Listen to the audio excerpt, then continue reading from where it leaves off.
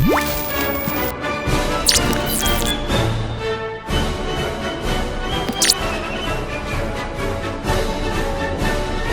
everybody, it's Colby here, and I'm back with another episode of PrizeCast. And I know, right? It's all gone. Today we are doing an awesome 4th of July themed episode where we are talking about our favorite 4th of July film. I got Chris Evans on the line, and he's going to be telling us his favorite, and I'm going to tell you mine. I want to thank everybody for being here. Don't forget to like, share, subscribe, pass it on, pass it to your friends. Thank you all so much for being here, and thank you to our sponsors for everything you do. All right, Chris. Chris, are you there? Where are you? Hey, Chris, how you doing? Great, man. What a great time in history, right? Pandemic and civil unrest. It's just, hey, buddy. Well, today we're going to give audiences something to think about and also something to take their minds off of things if they want to, but something to really chew on. So I'm really excited. Today we're going to be talking about our personal favorite 4th of July movies. So because 4th of July is coming up, we're really excited about it. And I got to know, Chris, what is your favorite 4th of July movie? But first, before I ask you, I'm going to tell you what mine is, and I want to know what you think. I know everyone's seen it. Independence Day. Today, we celebrate our Independence Day.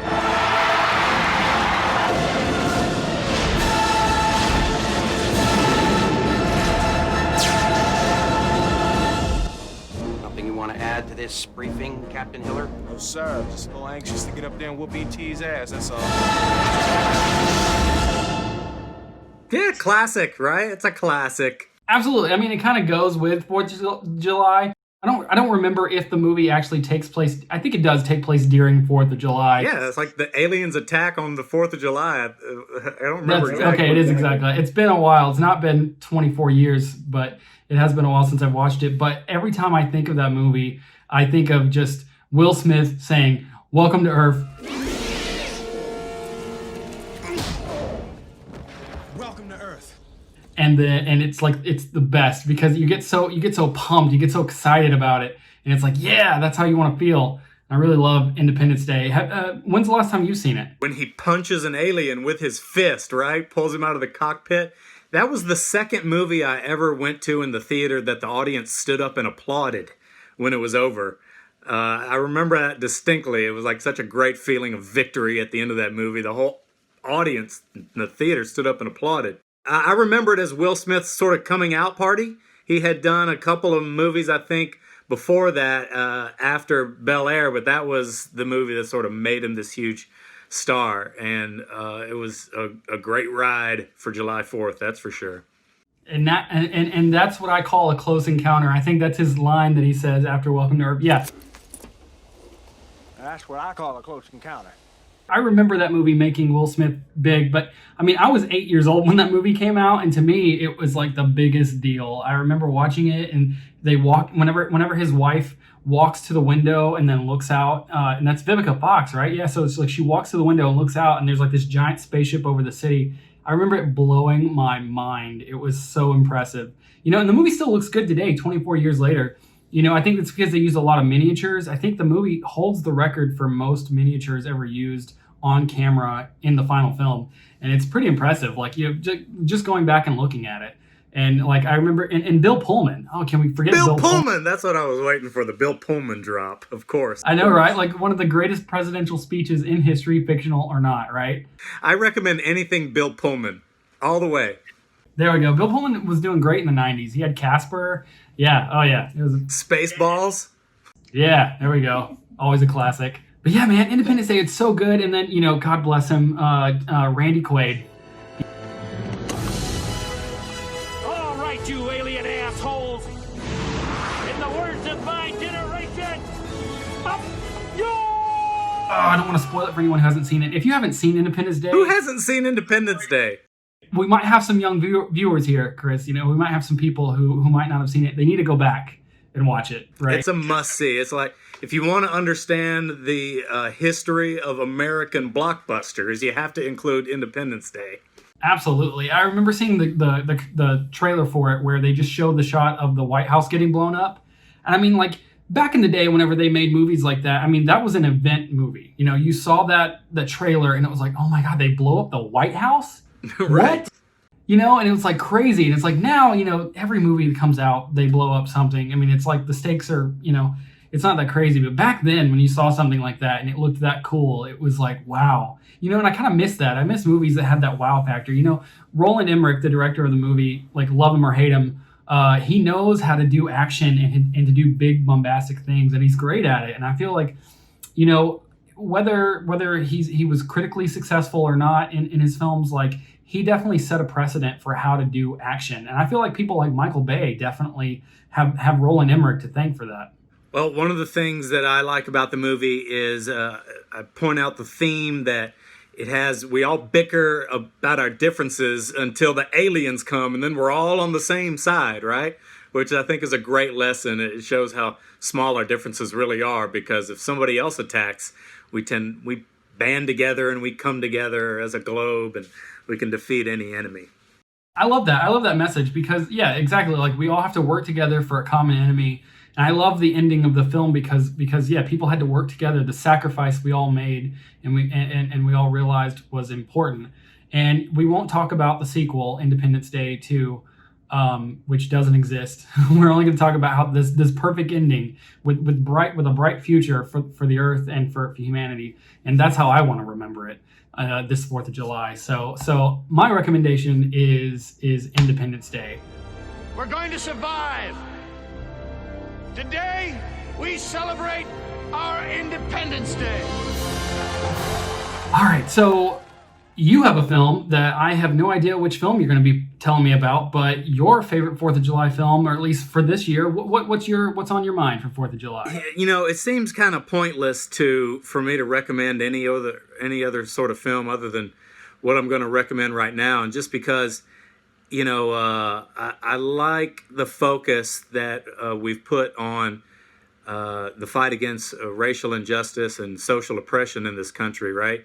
And I think it's important to keep that top of mind as long as it takes to get change in this country. I'm really inspired by a lot of the climate of activism that's popped up, not only nationally on the internet, you see it, but also here locally with protests. And I don't know how everybody is figuring out how to lend their voice, if they want to or not, but I think a way to be a good patriot this July 4th is to educate yourself on some hard to swallow American history. I think that would be a great thing to do this July 4th. So I'm recommending Ava DuVernay's documentary 13th, which you can watch on Netflix right now, and it's her documentary about the 13th Amendment, which deals very heavily with the criminal justice system in our country. And if you don't know what the 13th Amendment says, well, it's an amendment in our Constitution that still allows slavery in a form that they call legal. And so this documentary really illuminates some of the problems in this country that people are shielded from and don't see. And when we talk about the protests that have come up since the death of George Floyd and, from police brutality, people say social racism and social oppression and systemic injustice. This documentary shows how some of that is true. And once you learn about those sort of things, I think, you can be a better American because you're not shielded from realities that are going on in this country that you just don't see every day. There's people in this country that feel like they're living somewhere different than a lot of us feel otherwise. So 13th by Ava DuVernay. Anything by Ava DuVernay I would suggest, but in the spirit of that, it's to educate yourself on some real things that have gone on in American history. I didn't know about the insurrection at Wilmington. That's something they didn't teach us in school. But once I learned about that very real American historical event, it changed how I viewed things in this country. I didn't know about the Colfax massacre that went on in 1873, just around the road from where we live, Colby, where hundreds of people were slain, in and outside of their homes. And those things weren't taught to us in school. So educate yourself about American history, real American history, however hard to swallow it is.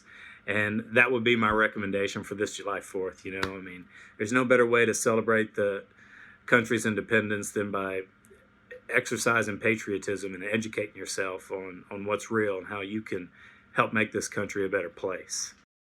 Absolutely. Thank you for recommending that. You know, I really like Ava DuVernay. I mean, for those who don't know, she you might know her from Selma. That she directed a few years back, which is a powerful film about Martin Luther King and his march to Selma. And it was a great film. And I remember seeing the 13th announced, and I never got to watch it. But, you know, I really, you know, especially with what's going on now, I need to take the time to go and watch it. So thank you so much for recommending it.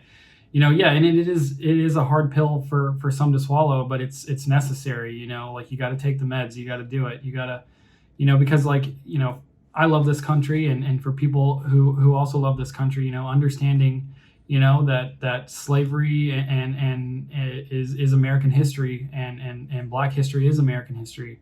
And so I feel like that's very important, and it's good to not just try to avoid everything that's going on today, right? You know, it's like to just try to, it's easy to shut your door and then not think about it. Say, I don't want to worry about any of this just because it's too stressful.